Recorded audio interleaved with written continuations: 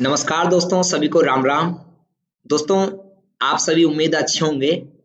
आज अपनी जो क्लास है, ये वीडियो जो है, ये आरसीईटी के महत्वपूर्ण उन 50 प्रश्नों का है जो कि आप लोगों के लिए भंडारा साबित होने वाले हैं। जी हाँ दोस्तों, इसमें कंप्लीट 50 ऐसे प्रश्न हैं जो एग्जाम में आपको बहुत ही ज्यादा सहायता प्रदान करेंगे एग्जाम की दृष्टि से। अब हम दोस्तों पूरे 50 प्रश्नों को एक एक करके समझते हैं। आपको बने रहना है पूरे वीडियो में और सभी प्रश्नों को ध्यान से समझना है। दोस्तों, प्रश्न नंबर 1 है, विंडोज 10 में वेब ब्राउजर ने इंटरनेट एक्सप्लोरर का इस्तेमाल जो है स्थान ले लिया। यानी विंडोज 10 में कौन से वेब ब्राउजर ने इंटरनेट एक्सप्लोरर का स्थान ले लिया? और इसका सही जवाब है दोस्तों माइक्रोसॉफ्ट एज। यानी पहले इसका नाम था इंटरनेट एक्सप्लोरर, अब इसकी जगह नया ब्राउजर आ गया, उसका नाम है माइक्रोसॉफ्ट एज। ये कि माइक्रोसॉफ्ट कंपनी द्वारा बनाया गया है और विंडोज 10 में आया है। प्रश्न number 2, hard disk electromagnetic disk का एक उदाहरण है। बिल्कुल सही जवाब है। दूसरा है, ब्लू रे डिस्क ऑप्टिकल डिस्क का एक उदाहरण है। बिल्कुल सही है। अर्थात वक्तव्य 1 और वक्तव्य 2 दोनों ही सही हैं और इसका सही जवाब हो जाएगा अपना ऑप्शन डी, पहला और दूसरा सही है। तीसरा देखो, डॉक्यूमेंट में सभी परिवर्तनों की निगरानी करने के लिए एमएस वर्ड 2010 में कौन से फीचर का उपयोग करते हैं? दोस्तों, अगर आपको डॉक्यूमेंट में सभी परिवर्तनों की निगरानी करनी है तो आप ट्रैक चेंजेस का इस्तेमाल करेंगे। अर्थात तीसरे प्रश्न में ए आंसर सही है। चौथा देखिए, विंडोज 10 में कौन सी डेस्कटॉप सुविधा शामिल की गई है जिसे विंडोज 8 में हटा दिया गया था? दोस्तों, विंडोज 10 में जो डेस्कटॉप सुविधा शामिल की गई है, विंडोज 8 में हटा दिया गया था, उसका नाम है स्टार्ट मेन्यू, अर्थात स्टार्ट बटन। विंडोज 8 में स्टार्ट बटन नहीं होता है। आपसे ये क्वेश्चन इस प्रकार भी पूछा जा सकता है कि विंडोज 10 में क्या नहीं होता, तो आपको जवाब देना स्टार्ट बटन। या फिर स्टार्ट बटन कौन से ऑपरेटिंग सिस्टम में नहीं है, तो जवाब देना है विंडोज 8। पांचवा प्रश्न है, वर्ड प्रोसेसर जो कि विंडोज ऑपरेटिंग सिस्टम का हिस्सा है, ऐसा कौन सा वर्ड प्रोसेसर है जो विंडोज ऑपरेटिंग सिस्टम का हिस्सा है? मित्रों, ऐसा वर्ड प्रोसेसर है वर्डपैड और इसका सही जवाब ऑप्शन ए यहाँ पर रहेगा। छठा प्रश्न देखिए, और छठा प्रश्न के साथ में आपको यहाँ पर एक कमेंट दिखाता हूँ। दोस्तों, ये आप जो कमेंट देख रहे हो, ये लास्ट टाइम जो एग्जाम दिया उन विद्यार्थियों के हैं। आप इन्हें पढ़ें और देखें कि वैकेंसी गुरु के यहाँ से पढ़कर क्या स्टूडेंट वाकई में सही परसेंटेज बनाता है कि नहीं। इनको आप पढ़कर मालूम कर सकते हो। दोस्तों, छठा प्रश्न, कुंजी खालिस्तान कुंजी आपको कर्सर के दाएं ओर के वर्ण हटाने में सक्षम बनाती हैं। यानी कि आपका अगर यहाँ पर एक वर्ड लिखा हुआ है कोई भी, जैसे यहाँ पर मैंने लिखा राम और यहाँ पर मैंने लिखा शर्मा, ठीक है। अब मेरे यहाँ पर एक कर्सर है और इससे मैं राइट साइड के यानी इस साइड के शर्मा को मैं डिलीट अगर करना चाहूँ तो मैं बटन दबाऊंगा दोस्तों डिलीट का। और अगर मैं इस साइड का मिटाना चाहता हूँ तो मुझे यहाँ पर बटन दबाना चाहिए बैक स्पेस। ये बात आपको ध्यान में रखनी चाहिए। तो यहाँ पर सही जवाब हो जाएगा डिलीट। अगला प्रश्न देखिए, सातवां, इनमें से कौन सा सोशल नेटवर्किंग वेबसाइट की श्रेणी में आता है? दोस्तों, आपको ये चेक करना है कि सोशल मीडिया की साइट की श्रेणी में कौन यहाँ पर आते हैं। Facebook, Twitter, LinkedIn, Google, Yahoo, Alexa, Microsoft Edge, Mozilla Firefox या फिर क्रोम या फ्लिपकार्ट, अमेजन या स्नैपडील। इसका सही जवाब है दोस्तों ऑप्शन ए। ये सभी सोशल मीडिया की सोशल नेटवर्किंग की साइट्स हैं और गूगल, याहू और एलेक्सा ये सर्च इंजन है। माइक्रोसॉफ्ट एज, मोजिला फायरफॉक्स ये सभी ब्राउजर हैं और फ्लिपकार्ट, अमेजन और स्नैपडील ये सभी ई कॉमर्स की वेबसाइट्स हैं। ठीक है, तो ये बातें आपको ध्यान रखनी चाहिए।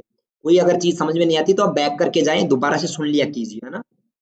अगला प्रश्न है, प्रश्न नंबर 8, वैश्विक विश्वव्यापी वेब है। कौन एक विश्व का सबसे बड़ा विश्वव्यापी वेब है जबकि खालिस्तान आमतौर पर एक कंपनी का भीतर सक्रिय निजी नेटवर्क है?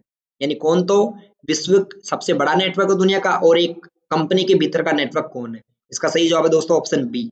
यानी इंटरनेट तो दुनिया का सबसे बड़ा नेटवर्क है और इंटरनेट इंट्रानेट किसी का निजी नेटवर्क है। तो यहाँ पर ऑप्शन बी हो जाएगा 8वें में सही आंसर। अगला देखो, नवा प्रश्न।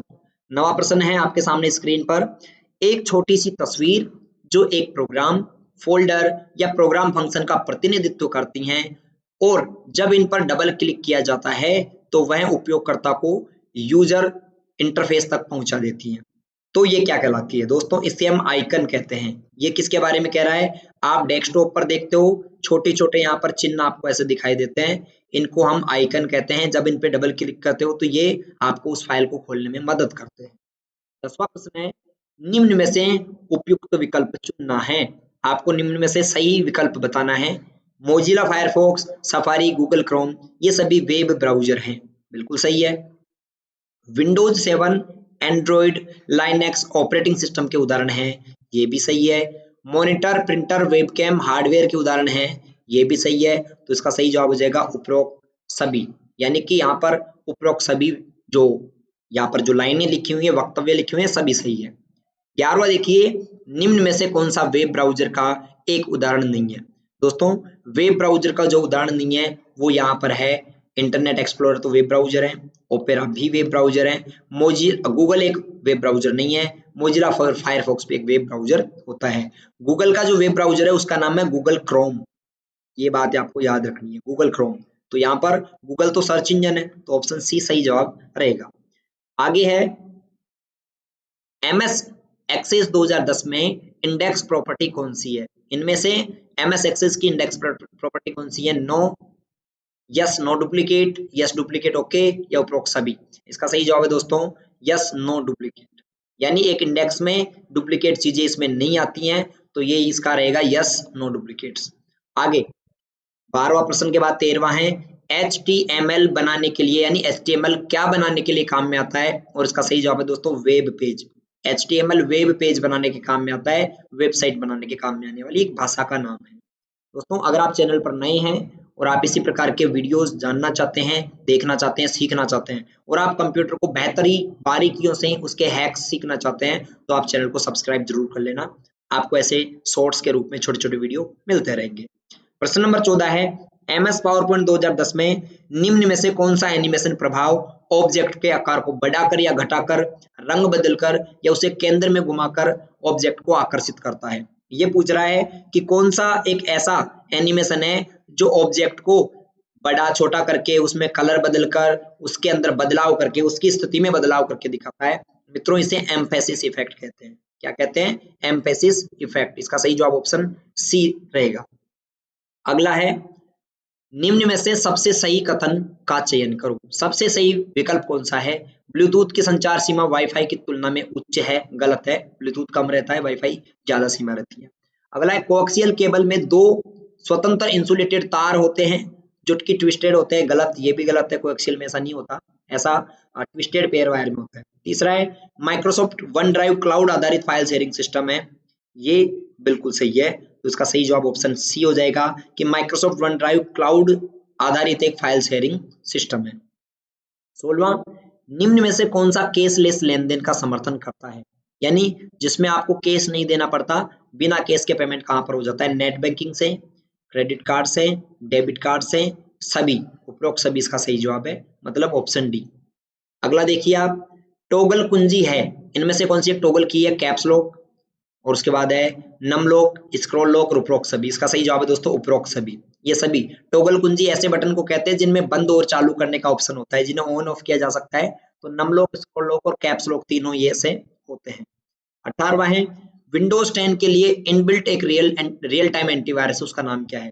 यानी विंडोज 10 को जब आप इंस्टॉल करते हो तो उसके साथ ही एक एंटीवायरस भी इंस्टॉल हो जाता है, उसको हम दोस्तों क्या कहते हैं? उसका सही जवाब है दोस्तों विंडोज डिफेंडर। उस एंटीवायरस का नाम है विंडोज डिफेंडर। अगला है, कंप्यूटर पीडी में VLSI प्रौद्योगिकी के साथ IC का उपयोग किया गया है। यानी VLSI IC के साथ कौन सी पीडी में आई थी? तो आपको पता रखना है कि VLSI दोस्तों CPU को कहते हैं, ठीक है ना। IC जब VLSI के साथ लॉन्च हुई थी तो वो CPU लॉन्च हुआ था, ये चौथी पीढ़ी में ऐसा हुआ था, कंप्यूटर की 4th जनरेशन में। 20वां प्रश्न है, निम्न में से कौन सा कंप्यूटर सिस्टम के हार्डवेयर का उदाहरण है? यानी कंप्यूटर में हार्डवेयर उदाहरण कौन सा है? दोस्तों इनपुट और आउटपुट हार्डवेयर के उदाहरण है, ठीक है।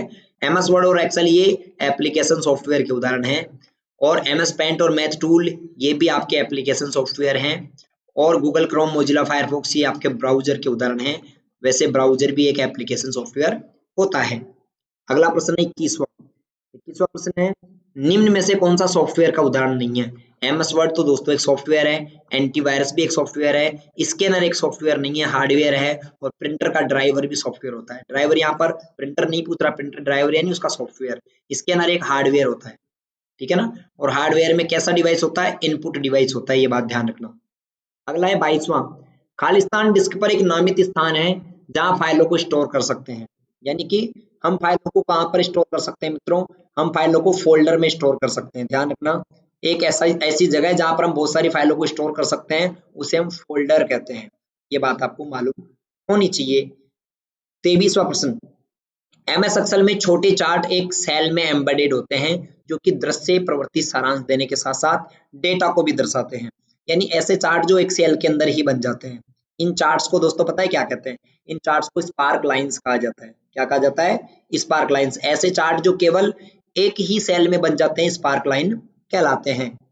अगला है 24वां, निम्न में से कौन सा उपकरण है जो कि एक स्थायी पठनीय प्रारूप में जानकारी प्रदान करता है, जिसे हार्ड कॉपी कहते हैं।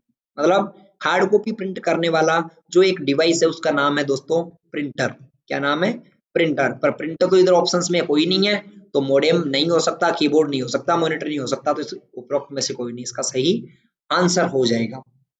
25वां प्रश्न देखिए, 25वां प्रश्न है एमएस एक्सेल 2010 में फिल्टरिंग रिकॉर्ड का उपयोग क्या है। यानी फिल्टर क्या काम में आता है मित्रों, फिल्टर केवल उसी डेटा को देखने की अनुमति देता है जिसे आप देखना चाहते हो और उस पर आप काम करना चाहते हो, अर्थात अनवांटेड डेटा को ये हटा देता है। तो इसका सही जवाब ऑप्शन ए हो जाएगा। यानी फिल्टर क्या करता है, वैल्यू को छांटने का कार्य करता है। अगला देखिए 26वां प्रश्न, 26वां प्रश्न है यदि आपके सिस्टम पर विंडोज फायरवॉल बंद हो जाए तो क्या हो सकता है। अगर आपके कंप्यूटर में दोस्तों विंडोज फायरवॉल बंद हो जाएगा तो ऐसी कंडीशन में पता है क्या होगा, आपका कंप्यूटर जो है ना वो हैकर्स के लिए, दुर्भावनापूर्ण सॉफ्टवेयर के लिए, क्षति के लिए ज्यादा संवेदनशील हो सकता है। मतलब आपके कंप्यूटर को कोई जल्दी से नुकसान पहुंचा सकता है। 27वां प्रश्न है किसी डॉक्यूमेंट में नया अनुच्छेद यानी नया पैराग्राफ लेना है तो कौन सा बटन दबाओगे। दोस्तों नया पैराग्राफ लेने के लिए एंटर बटन दबाया जाता है कीबोर्ड से।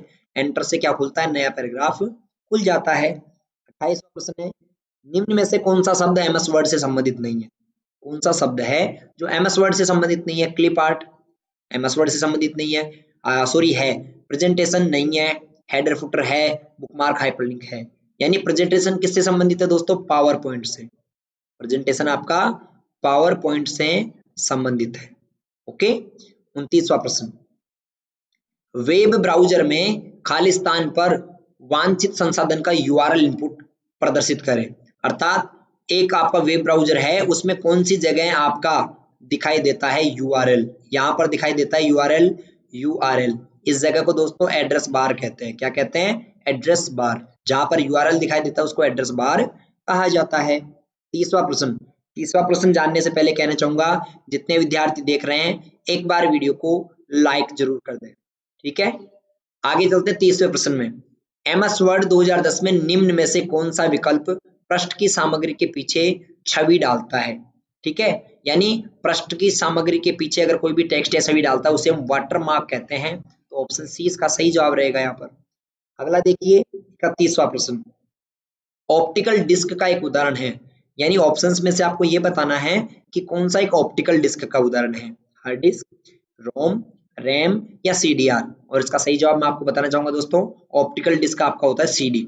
और सीडी के अलावा कौन कौन सा होता है दोस्तों, सीडी के अलावा होता है डीवीडी और एक होता है आपका ब्लू रे डिस्क। ठीक है, ये भी आपका क्या होता है, ऑप्टिकल डिस्क का उदाहरण है। 32वां प्रश्न है, सबसे उपयुक्त और सही विकल्प चुने।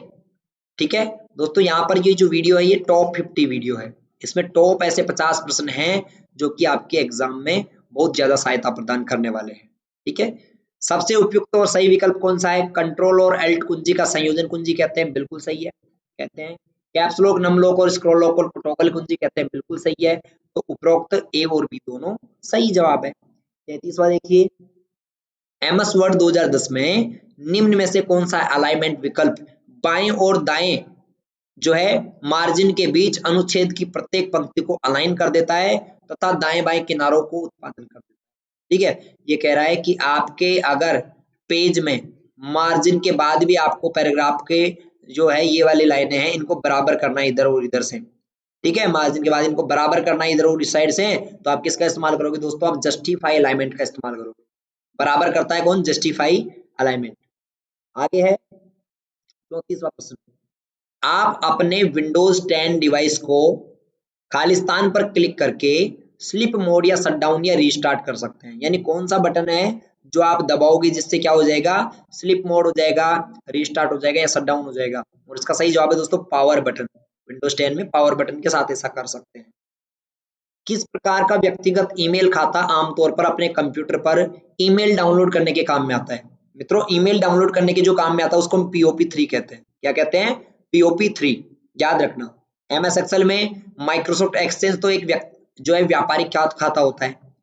व्यापारिक खाता कौन सा होता है? व्यावसायिक या व्यापारिक कह सकते हैं माइक्रोसॉफ्ट एक्सचेंज को।